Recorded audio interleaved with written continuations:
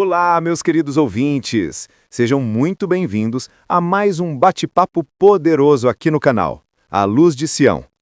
Hoje nós vamos mergulhar em uma história real, intensa e cheia de revelações profundas. E eu já aviso, prepare-se, porque o que você vai ouvir agora pode mudar a forma como você enxerga a Bíblia e até a Igreja de Cristo nos dias de hoje. É isso mesmo. Hoje o Marcos vai trazer um tema que é simplesmente fascinante. Uma daquelas histórias que mexem com a gente lá dentro e que mostram como Deus guia seus filhos mesmo quando tudo parece confuso. Então fique aqui com a gente, não sai desse episódio por nada, porque a resposta para perguntas que talvez você carregue há anos pode estar exatamente nesta conversa. Ana, deixa eu começar confessando uma coisa. Eu já passei por um momento em que meu mundo espiritual desabou. Não fisicamente, mas lá dentro. A fé ficou desequilibrada, como se eu estivesse vendo tudo torto. Sério, Marcos? Até você já passou por isso? Já. E olha, não desejo pra ninguém. E eu sei que muita gente ouvindo agora talvez esteja exatamente assim. Confusa, cheia de perguntas, ou com aquela sensação de que algo não se encaixa. É por isso que esse tema é tão importante hoje. Totalmente. Isso aconteceu na minha missão, quando eu tinha 19 anos, lá na Alemanha. Trabalhava com o Elder Bates, um missionário incrível. E como toda missão, a gente batia portas o dia todo e recebíamos muitos nãos. Até que uma senhora nos disse: "Eu não quero conversar, mas meu ministro adora debater com missionários mormons."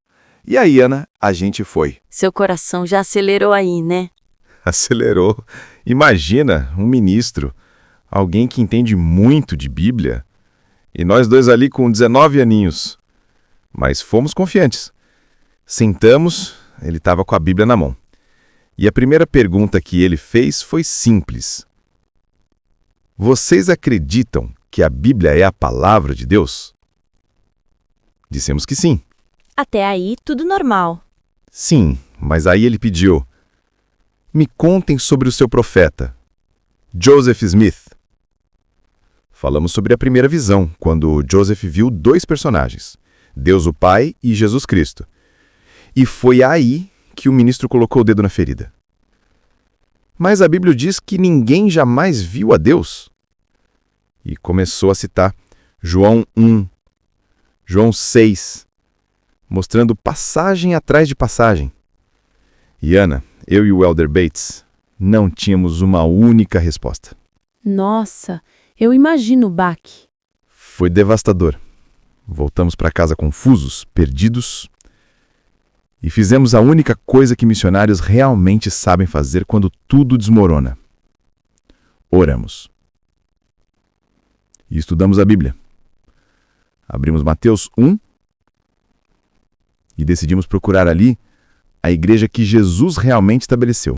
E foi aí que tudo começou a se encaixar, né? Foi. E eu quero que você, ouvinte, fique aqui comigo, porque isso é ouro puro. Primeira descoberta. A Bíblia realmente mostra pessoas vendo Deus. Jesus disse: "Os puros de coração verão a Deus." E Estevão, antes de morrer, viu Deus e Jesus lado a lado. Isso quebrou toda a argumentação do ministro. E vocês continuaram procurando os elementos da igreja original? O que encontraram sobre a organização da igreja original? Ana, isso foi impressionante. A Bíblia não deixa margem para dúvida. Ela mostra com clareza como a igreja verdadeira era estruturada. Primeiro, a igreja tinha apóstolos e profetas. Efésios 4, 11 a 14. E ele mesmo deu uns para apóstolos e outros para profetas, até que todos cheguemos à unidade da fé. E com milhares de denominações hoje, a unidade claramente não foi alcançada. Exato. Isso significa que a necessidade de apóstolos e profetas continua. Depois descobrimos outra coisa. Os membros eram chamados de santos. Paulo começa quase todas as suas epístolas assim. Romanos 1, 7. A todos os que estais em Roma, amados de Deus, chamados para ser de santos. E isso aparece dezenas de vezes. Colossenses, Efésios, Coríntios, sempre santos.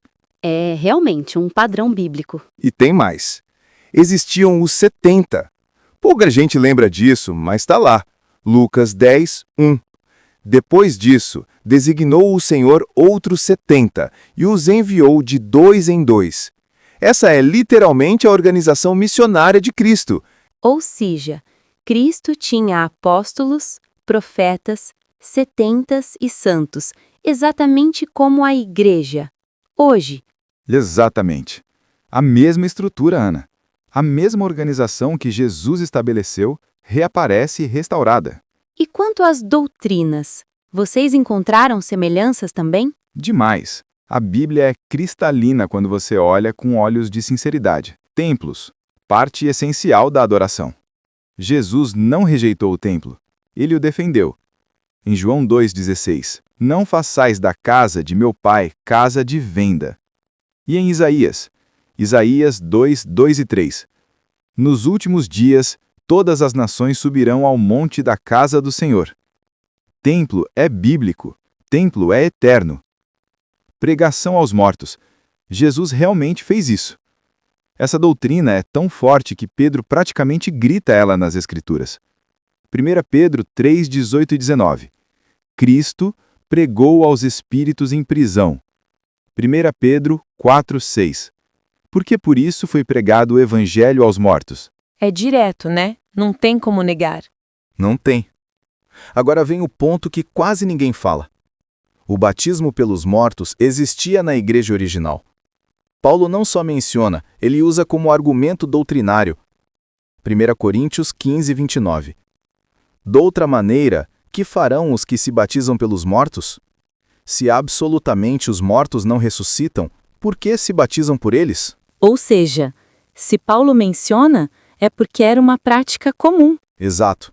E hoje apenas uma igreja na Terra realiza esse mandamento como Paulo descreveu. A doutrina da autoridade. Hebreus 5, 4.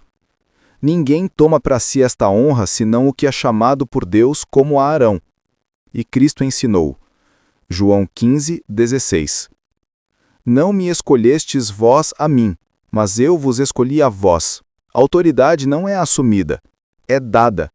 E foi restaurada quando João Batista e depois Pedro, Tiago e João conferiram novamente o sacerdócio a Joseph Smith. Marcos, quando você coloca as escrituras assim, fica impossível ignorar.